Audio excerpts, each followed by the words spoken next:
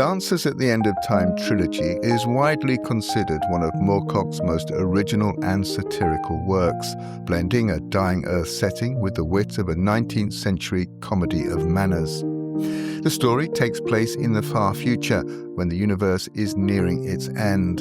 The sun is a dim red orb, and humanity has evolved into a group of nearly immortal beings to whom the concepts of morality and consequence are strangers.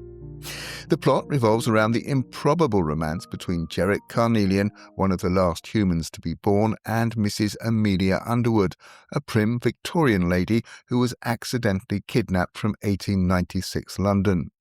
She's horrified by the amoral hedonism of the future and tries to teach Jeric about virtue and conscience.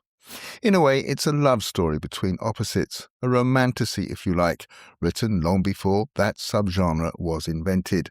But it's a romantasy with a difference. Moorcock was way ahead of his time more than half a century ago in the way he wrote about sex and gender.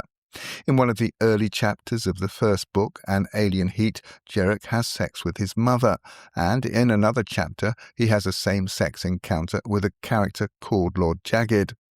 It's written in such a way that it seems quite natural to all parties, and not done to shock or titillate the reader. You do get something of an idea of what you're letting yourself in for in the prologue to An Alien Heat, where we are told it is the story of Jeric Carnelian, who did not know the meaning of morality, and Mrs. Amelia Underwood, who knew everything about it. Not to be put off by her Victorian morals and worldview, Jeric decides to fall in love with Mrs. Underwood to the exclusion of everybody else. Everyone applauds him for his original thinking. The supporting cast of characters is quaint and quaintly named. There's Lord Jagged, an enigmatic time traveller, the Iron Orchid, Jeric's mother, and the Duke of Queens, a flamboyant host known for outlandish creations and fashion experiments. When I first read An Alien Heat, they reminded me of the sort of people you might find in Lewis Carroll's Through the Looking Glass. The trilogy consists of An Alien Heat, The Hollow Lands, and The End of All Songs. While I'm a great fan of the anti-hero Elric, who many consider Moorcock's finest creation, for me the Dancers at the End of Time trilogy is his best work.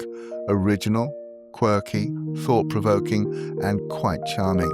Written by an author at the height of his powers.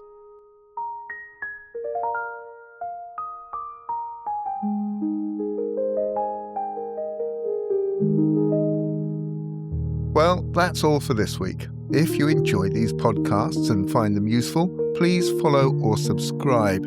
If you want to help in the cost of making them, you can buy me a cup of coffee.